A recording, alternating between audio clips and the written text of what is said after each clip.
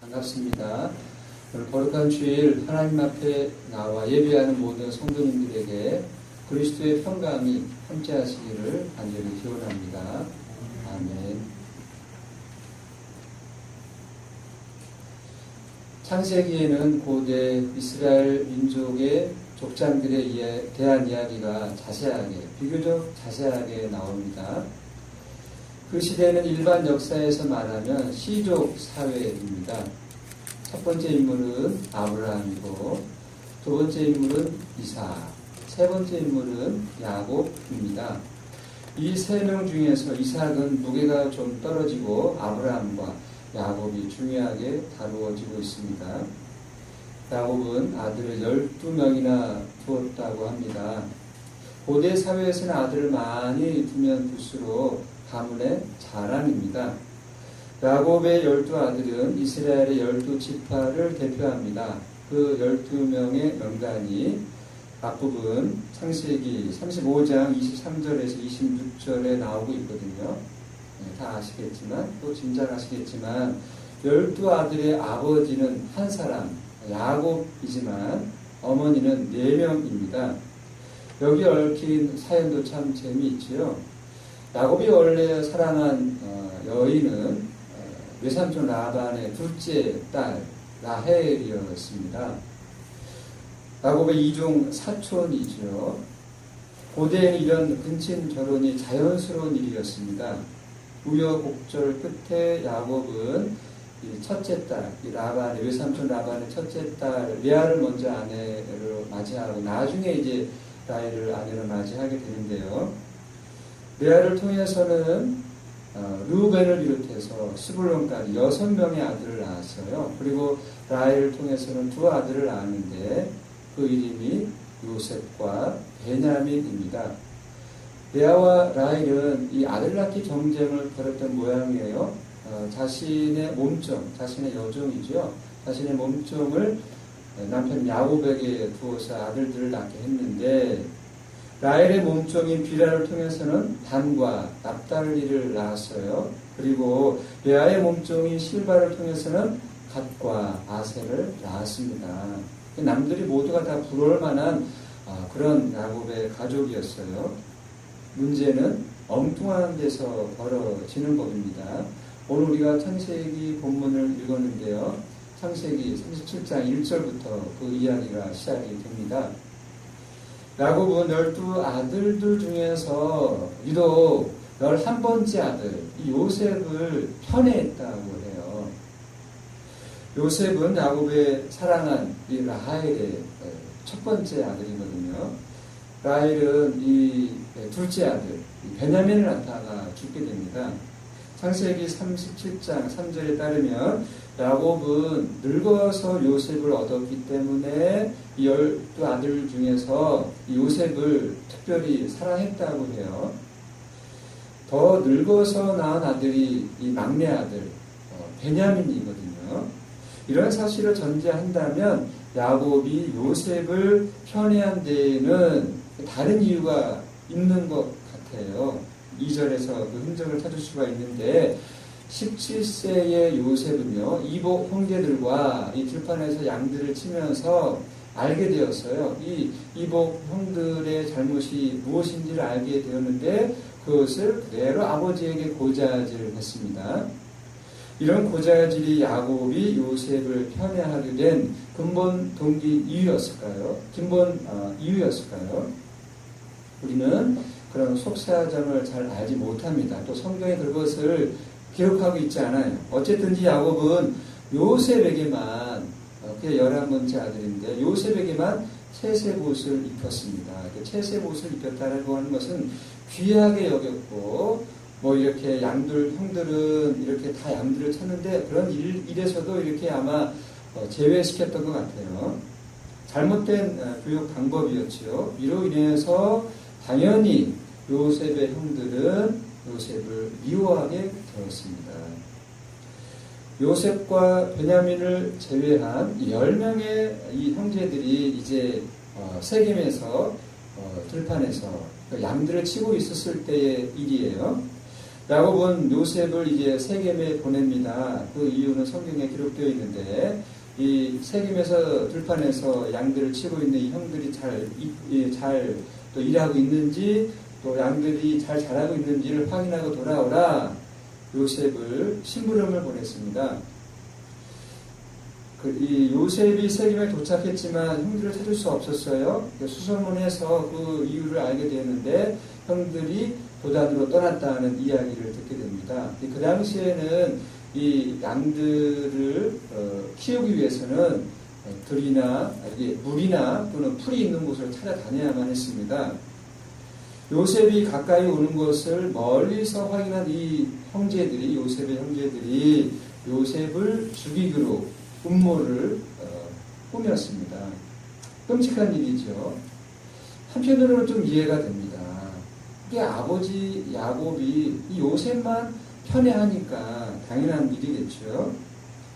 아마 요셉을 죽이고 싶은 그런 마음들이 있었을 거예요. 실제로 요셉은 얄미운 짓을 했잖아요.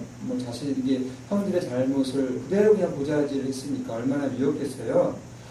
그러다 보면 아버지가 요셉만 사랑하니까 이 아버지가 돌아가면 이 아버지의 모든 유산이 자칫하면 요셉에게 갈지도 모른다는 그런 생각을 했는지도 모르겠습니다.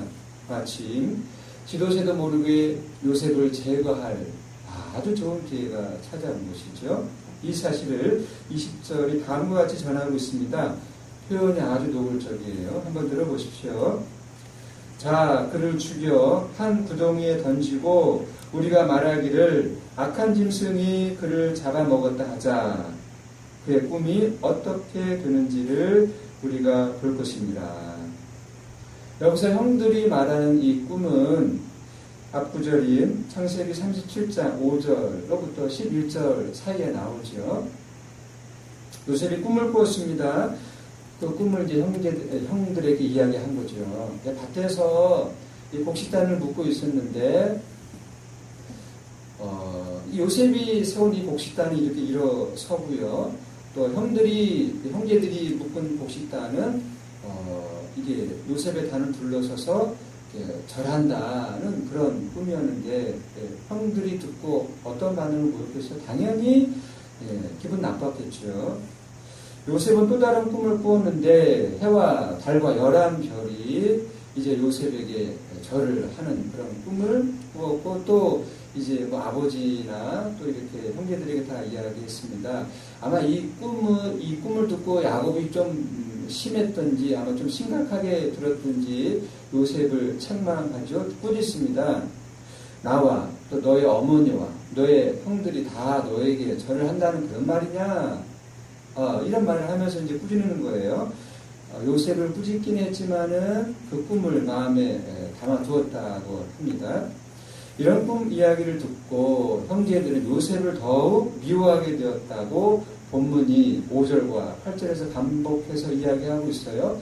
이제는 미워하는 정도가 아니라 증오하게 되었다는 뜻이 아닐까요? 형제들은 자기들끼리 모였다 하면 이 요셉에 대한 불만을 서로 나누었을 것입니다. 이제 그 미움과 증오를 속 시원하게 풀 수 있는 그들의 마음에 담아두었던 그 어떤 음모를 실천할 수 있는 그런 절호의 기회가 찾아왔습니다. 장남인 르우벤이요, 형제들의 음모를 막아보려고 나섰습니다. 요셉에게 손을 대지 말고 우리의 손에 피를 묻힐 필요가 무엇이 있겠느냐. 대신 이 광야의 구덩이에 요셉을 집어넣자. 그렇게 제안한 거예요. 요셉은 아마 르우벤은 그런 생각을 했던 모양이에요. 이제 그 동생들이 자리를 비운 사이에 몰래 이 요셉을 이 구덩이에서 끌어내고자 했던 모양이에요. 르우벤이 왜 그런 생각을 했는지는 성경 본문이 설명하고 있지 않습니다. 장남이니까 아마도 나중에라도 아버지로부터 문책 당할 것을 두려워했는지도 모르겠습니다. 아니면 형제들 중에서 이 르우벤은 이 어떤 감정에 지금 휩싸였다라기보다는 이성적으로 생각을 해서 어떤 이성적인 어떤 행동을 했던 인물인지도 모르겠습니다. 어쨌든지 르우벤의 제안에 이 동생들이 이제 동의를 한 거예요. 요셉이 가까이 오자 이 형제들이 처음에는 이제 죽이려고 했는데 이 르우벤의 이야기를 듣고 요셉을 붙잡습니다. 요셉의 채색옷을 벗기고 그리고 요셉을 이제 구덩이에 집어 던지는 거죠. 그런데 그 웅덩이에는 물이 없었다고 성경이 기록을 하고 있어요. 형제들은 요셉을 이 구덩이에 집어넣고 이제 옆에서 밥을 먹고 있었습니다. 그들의 마음이 얼마나 뒤숭숭했을까요? 비록 미워하기도 하고 증오하는 마음이 있긴 있었지만 그래도 친동생은 아니 이복동생이라 하더라도 이 실제로 요셉을 죽인다라고 한다면 그 다음 일이 이게 좀 심각한 것이거든요. 요셉이 들짐승에 잡아먹혔다는 이런 이야기를 그 아버지에게 전달할 때에 아버지를 속인다는 것 그 자체도 일단은 꺼림직하기도 하고 그리고 그런 만약에 요셉이 짐승에게 잡아 죽었다는 그런 이야기를 들었을 때에 그 아버지 야곱의 마음이 얼마나 낙심되고 절망적이겠어요. 그런 모습을 또 옆에서 직접 아들로서 지켜보는 것도 아마 쉬운 일은 아니었을 것입니다. 성경 기자는 형제들의 이런 어떤 여러 생각들, 복잡한 마음들에는 관심이 없고 사건의 진행만 건조하게 이어져 갈 뿐입니다. 그때 마치 멀리서 이 이스마엘의 대상들이 다가오는 것이 보였어요. 이 대상들은 길르앗에서 이제 애굽으로 가는 무역 상인들인데 이 무역 상인들은 향품과 유향과 모략을 낙타에 싣고 지금 애굽을 향해서 가고 있는 중이었습니다. 그러자 유다가 형제들에게 또 제안을 하는 거예요. 요셉을 웅덩이에서 굶어 죽게 하는 것보다는 차라리 저 대상들에게 상인들에게 이 요셉을 파는 것이 낫지 않겠느냐. 그는 우리의 동생이요 우리의 혈육이니라. 그러자 이번에도 형제들이 이 유다의 제안에 동의합니다. 이스마엘 대상들과의 흥정은 은 20으로 결정이 되었고요. 오늘 설교 본문 마지막 구절인 28절은 그 상인들이 요셉을 데리고 애굽으로 갔다는 것으로 이야기가 이제 마치고 있는데요. 구덩이에 빠진 요셉을 나중에 살릴 계획이었던 이 르우벤은 이 구덩이 아마 공교롭게도 그 자리에 없었던 모양이에요. 이 요셉이 사라진 것을 보고 르우벤이 망연자실을 합니다. 형제들은 처음 음모대로 이제 요셉의 채색옷에 염소의 피를 이제 이렇게 묻혀서 아버지에게 가는 거죠. 아버지에게 어떤 이야기를 했는지는 우리가 뭐 충분히 상상할 수 있고요. 그 이야기를 전해 들은 이 야곱은 식음을 전폐하고 이후부터는 자신이 이미 죽은 것이나 마찬가지라고 그렇게 여기고 이제 살아가게 됩니다. 참척의 고통, 자식을 먼저 땅에 묻는 이 고통은 죽음과 같은 고통이죠. 성경 기자는 28절에 이어서 36절에서 다시 한번 이 이스마엘의 상인들이 요셉을 애굽의 친위대장 보디발에게 팔았다는 이야기로 이 요셉과 그 형제들 사이에서 일어난 이런 비열한 이야기를 끝마치고 있습니다. 요셉의 이야기가 어떻게 되는지 다 아시죠? 대부분 다 아실 것입니다. 요셉의 이야기를 전체적으로 알고 있는 분들은 28절과 36절에서 이 상인들이, 이 장사꾼들이 요셉을 애굽에 팔았다는 이 이야기를 전해드리면서 아마 많은 것들을 암시하고 있구나, 이 말씀들이 그것을 아마 눈치챘을 거예요. 애굽으로 팔려간 요셉은 애굽에서 1인치야 만인지상의 자리에 올라서 오늘로 이야기하면 국무총리가 되죠. 그리고 이 가나안 땅에 큰 흉년이 들었을 때에, 계속해서 흉년이 들었을 때에 자신의 가족들을 애굽의 고센으로 이렇게 끌어들입니다. 대략 400년 정도 이 애굽에서 지내다가 큰 부족을 이루어서 애굽에서 나오게 되죠. 애굽에서 탈출하게 됩니다. 이것이 이스라엘의 실질적인 역사의 시작입니다. 출애굽 이후에, 그리고 광야 40년을 지나면서, 그리고 가나안 땅으로 들어가면서 이스라엘은 그런 과정 속에서 하나님의 전능을 경험할 수 있었습니다. 하나님 앞에서는 그 강력한 애굽의 기묘병들마저도 장난감에 불과하구나. 광야에서 이스라엘 사람들은 큰 시련, 여러 가지 시련을 겪기는 했지만은 하나님에 의해서 자신들의 생존이 보장된다는 사실을 확인할 수 있었고요. 하나님의 말씀이 율법으로 자신들에게 전수되었다는 사실을 깨닫게 되었습니다. 역사에서는요, 이 만약이라는 이런 가정은 용납이 안 되죠. 만약에 그 옛날에 이러이러 했더라면, 역사가 달라졌을 텐데, 역사에서 만약이라는 가정은 용납은 안 되지만은, 역사를 통해서 배운다는 의미로 다음과 같은 가정을 한번 생각해 보시기 바랍니다. 요셉의 형제들이 요셉을 그 이스마엘 그 상인들에게 팔지 않았다면 이스라엘의 역사는 어떻게 진행되었을까요? 그 순간에 장남이 르우벤이 자리를 비우지 않았다라고 한다면 어떻게 되었을까요? 왜 하필 그 순간에 대상이 그 지역을 지나가게 되었을까요? 더 거슬러 올라가서 야곱이 만약에 요셉을 편애하지 않았다라면, 그리고 야곱이 사랑하던 라헬이 죽지 않았다라고 한다면 이스라엘의 역사는 어떻게 흘러갔을까요? 출애굽이라는 위대한 역사는 아마도 일어나지 않았을 것입니다.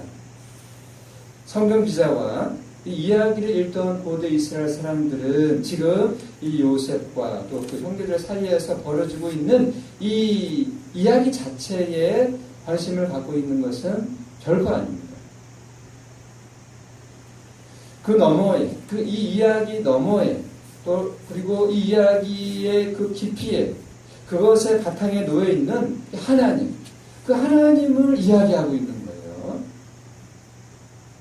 그들은 이런 이야기를 통해서 그들은 자신들이 예상할 수 없는 하나님의 손길이 정말 신비롭다. 그래서 하나님이 전능하다는 사실을 확인하면서 즐거워했습니다. 요셉과 형제들 이야기는 이스라엘 사람들만이 아니라 초기 기독교인들에게도 깊은 영감을 제공했습니다.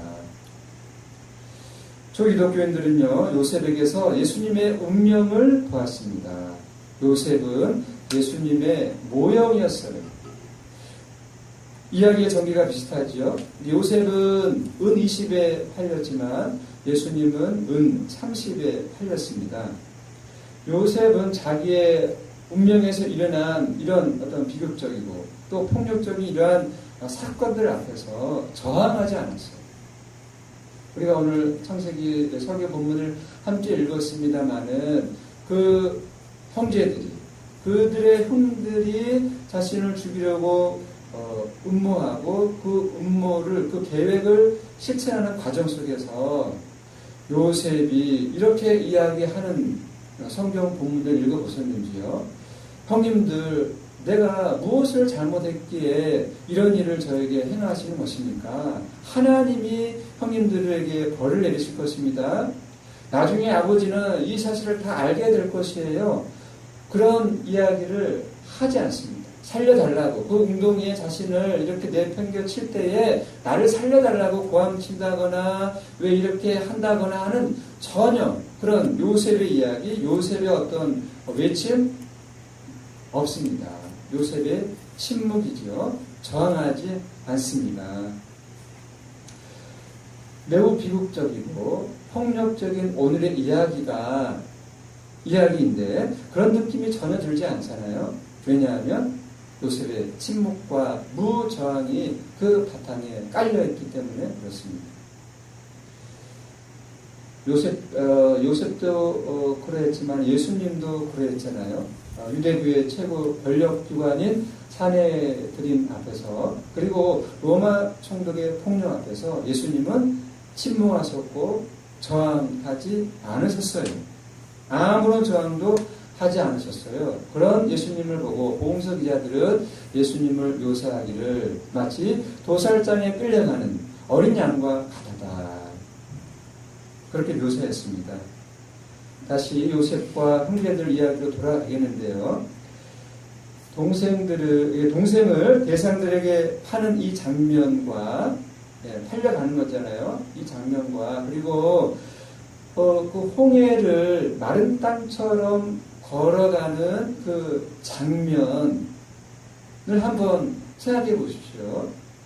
이 장면과 이 장면, 그러니까 요셉이 이 팔려가는 이때와 그리고 이 홍해를 마른 땅처럼 걸어가는 이 사이에는 역사적인 시간이 얼마입니까? 성경에 의하면 대략 400년 정도이거든요. 400년 정도의 그 시간을 뛰어넘어서 이 사건과 이 사건, 요셉의 사건과 출애굽의 사건이 이렇게 연결되는데 어느 누가 이 두 사건을, 이 두 장면을 연결시킬 수가 있겠습니까? 역사의 신비이죠. 이것은 뭐 역사가 결정되어 있는 것이 아니라 열려 있다는 뜻입니다. 이것을 기독교는 이렇게 이야기합니다. 하나님의 섭리라고 이야기합니다. 하나님의 섭리. 이에 반해서 일반 역사학자들은 자연 원리라고 이야기합니다. 세속의 역사관은 원인과 결과의 그 과정의 무게 중심을 두고 있는 반면에 기독교의 역사관은 종말론적 미래의 무게 중심을 두고 있습니다. 그 인공지능을 상징하는 그 알파고 있지 않습니까? 알파고의 어떤 능력을 신뢰하는 사람들은 그 인공지능이 역사의 미래를 예측할 수 있다. 예측할 수 있다. 그렇게 볼 수 있는 거거든요. 그 인공지능을 통해서 그 인공지능의 여러 가지 데이터들만 정확하게 입력한다면은 역사의 미래도 가능하다. 예측이 가능하다. 그렇게 보는 입장인데 이런 생각은 결정론적 역사관입니다.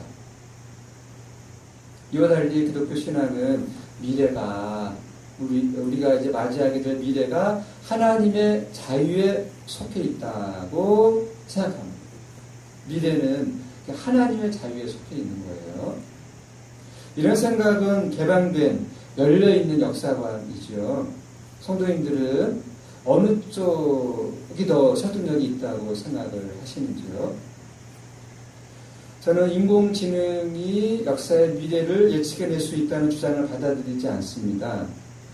인공지능의 도움으로 가까운 미래는 어느 정도 예측해낼 수 있겠지만 궁극적인 미래는 예측할 수 없기 때문입니다.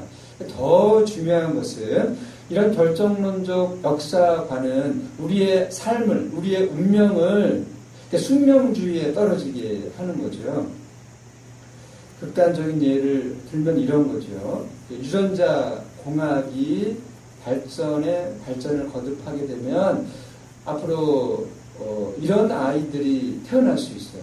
유전자 공학이 발전하면. 그러니까 이제 유전자 조작을 통해서 그 아주 모든 장점들, 뛰어난 장점들만 다 갖춘 그런 아이들이 태어날 수 있는 거죠. 유전자 조작을 통해서 말입니다.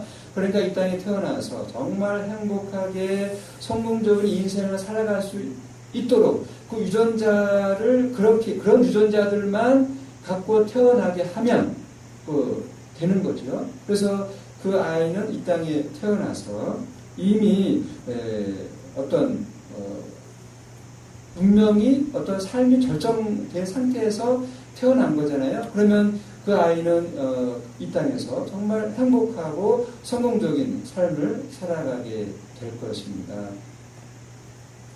이게 가능할까요? 더 근본적으로는 이것이 인간의 행복을 담보해 줄 수 있을까요? 이것은 가능하지 않을 뿐만 아니라 행복과도 거리가 멉니다. 모든 사건들은요, 그 사건이 일어났을 때야, 왜 이 사건이 일어나는지를 알게 되잖아요. 그럴 정도로 이 세상과 이 자연과 우주 안에는 심층적인 힘이 복합적으로 작용하고 있습니다. 그 힘이 바로 하나님의 섭리입니다. 이렇게 역사를 열린 것으로 볼 때만 우리는 역사에 실제로 깊이 참여할 수 있는 거예요. 우리 성도님들의 개인적인 삶을 한번 생각해 보시죠. 성도님들이 이 땅에 태어난 것은요, 아버지와 어머니가 결혼했기 때문이죠. 우리의 아버지와 어머니가 결혼했기 때문에 우리가 이 땅에 태어날 수 있었는데, 그런데 그렇지 않을 가능성도 얼마나 많이 있었는지 모릅니다. 그러니까 수많은 우연들이 겹쳐서 이런 사건들이 일어나는 거거든요. 그 수많은 우연들은 기독교적으로 이야기하면 하나님의 섭리인 거예요. 20년 전에 우리 성도님들은 어디서 어떻게 신앙생활을 했는지 모르겠습니다만은 20년이 지난 지금 여기에서 우리는 이렇게 신앙생활을 하고 있는데 아무도 예상할 수 없었던 일이 지금 일어나고 있는 거예요. 요셉의 형제들이 아버지 야곱의 편애로 인해서 요셉을 판 것과 같은 그런 일들이 우리 주변에서 지금 일어났었고 지금 일어나고 있는 거예요. 우리는 요셉에게 일어난 사건이 여러 가지 우연들이 겹쳐서 일어났잖아요. 그것을 우리는 어떻게 이해하고 있습니까? 하나님의 섭리로 이해하고 있잖아요. 그렇게 요셉에게 일어난 그런 사건들이 우리 자신에게도 일어나고 있고 그리고 우리 주변에서 일어나고 있는 것입니다.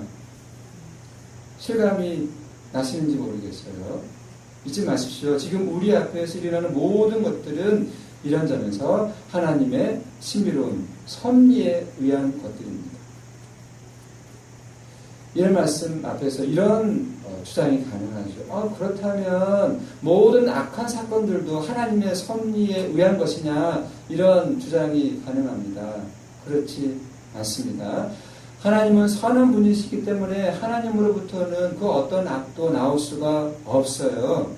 그래서 성경은 악을 사탄의 소행이라 이야기합니다. 사탄은 인간으로 하여금 죄를 짓도록 유혹하죠. 그럼에도 불구하고 성경은 사탄까지도 하나님의 통치 아래에 있다 이야기합니다.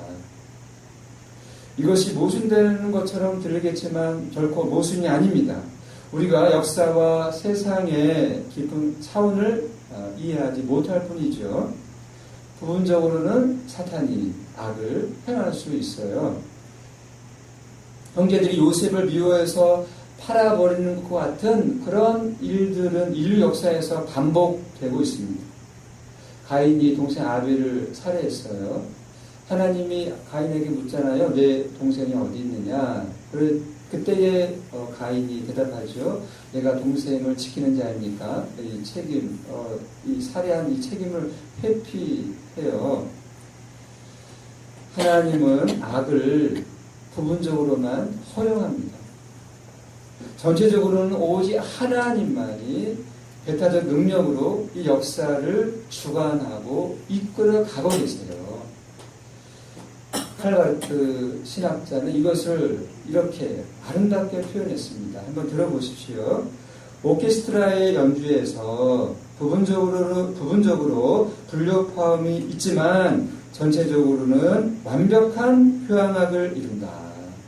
이 세상에 부분적으로는 악이 있지만 나쁜 일이 불행한 일이 일어나고 있지만은 전체적으로 보면 하나님의 통치, 하나님의 섭리는 있다는 것이죠. 우리의 예상을 뛰어넘는 하나님의 섭리 앞에서 우리는 구체적으로 어떻게 살아가야 되겠습니까? 우리가 역사를 좌지우지하지 못하니까 하나님이 다 행하시니까 우리가 역사를 어떻게 할 수 없으니까 아무 생각 없이 재미있게만 살아가면 되는 것 아니냐 그렇게 생각할 수도 있겠습니다. 그런 생각을 가지고 살아가도 다른 사람들에게 피해만 주지 않는다면 그것이 최선일지도 모르겠습니다. 그러나 우리는 하나님을 믿는 사람들입니다. 그런 삶에 만족할 수가 없는 거예요. 두 가지로 말씀드리겠습니다. 이런 하나님의 섭리 신앙을 우리가 알고 있다면 우리가 어떻게 살아가야 될 것인가에 대한 말씀 두 가지 중에 첫 번째는요, 우리 스스로가 역사를 좌지우지할 수는 없겠지만 하나님의 선한 도구가 될 수 있잖아요. 하나님의 선한 도구로 살아가는 그 일에는 우리가 최선을 다할 수 있습니다. 하나님은 그런 사람들을 통해서 자신의 섭리를 이루어가고 있는 거죠. 하나님의 선한 도구로 우리는 살아갈 수 있습니다. 두 번째는 우리에게 실제로 더 중요한 것인데요. 우리 자신의 삶과 이런 하나님의 섭리 신앙을 가지고 있는 사람들은 우리 자신의 삶과 이 역사를 크게 긍정하는 거죠. 크게 긍정하는 삶의 태도, 삶의 자세로 우리는 살아갑니다. 비록 고난이 닥쳐온다고 하더라도, 비록 우리를 절망에 빠뜨리게 하는 그런 어떤 불행한 일들을 우리가 만나게 된다 할지라도 하나님의 섭리를 믿는 사람들은 그 어떤 상황에서도 결코 절망하지 않습니다.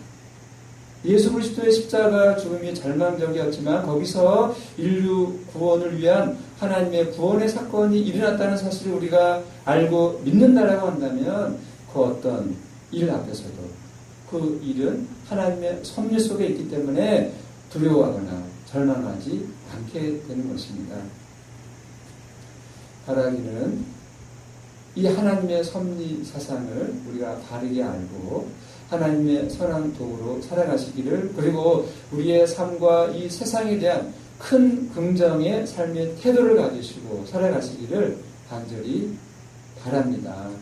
아멘. 기도하겠습니다. 하나님, 오늘 우리는 요셉과 그 형제들에 관한 이야기를 전해 들었습니다. 오늘 본문의 중심은 요셉도 아니고 그 형제들도 아니라 우리의 삶과 역사를 이끌어 가시는 하나님의 섭리에 있습니다. 우리 자신의 삶과 역사의 미래는 우리가 결정하는 것이 아니라 오직 하나님의 자유에 속하는 문제입니다. 수많은 우연들이 만나서 우리의 삶과 역사가 진행되고 있습니다. 그 수많은 우연들은 곧 하나님의 섭리를 의미합니다. 하나님의 섭리를 믿고 신뢰하는 우리는 하나님의 선한 도구로 살아갈 것을 요구받고 있으며 하나님의 섭리를 믿고 신뢰하기 때문에 우리의 삶과 세상을 긍정적으로 볼 수 있게 되었습니다. 이것은 우리에게 허락하신 주님의 크신 은총입니다. 감사드리며 예수님의 이름으로 기도드립니다. 아멘.